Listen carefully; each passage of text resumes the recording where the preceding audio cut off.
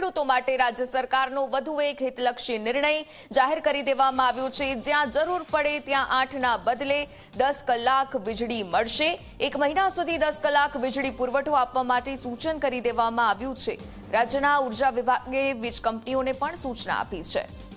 તો ખેડૂતો માટે એક હિતલક્ષી નિર્ણય લેવામાં આવ્યો છે। રાજ્ય સરકારનો વધુ એક હિતલક્ષી નિર્ણય ખેડૂતો માટે જાહેર કરી દેવામાં આવ્યો, જ્યાં પણ જરૂર પડે ત્યાં 8ના બદલે 10 કલાક વીજળી હવે ખેડૂતોને મળશે। સંવાદદાતા હિતલ પારેખ ફોનલાઈન પર જોડાયા છે, વિગતે માહિતી તેમની પાસેથી લઈએ।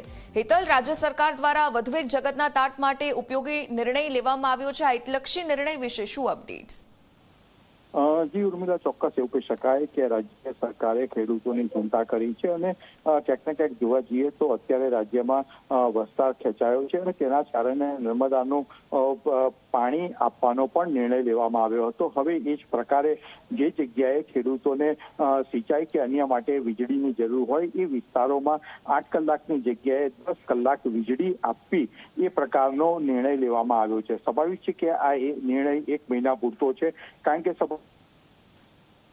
ત્યાર પછી વીજળીની જરૂરિયાત ઘટશે, એટલે હાલના તબક્કે 1 મહિના માટે આ નિર્ણય લેવાયો છે કે જે વિસ્તારોમાં જરૂર હોય ત્યાં 8ની જગ્યાએ 10 કલાક વીજળી આપવામાં આવશે। જી બિલકુલથી ધન્યવાદ હિતલ, વિગતો સાથે જોડાવા બદલ। તો જ્યાં જરૂર પડે ત્યાં 8ના બદલે 10 કલાક વીજળી હાલમાં ખેડૂતોને આપવામાં આવશે।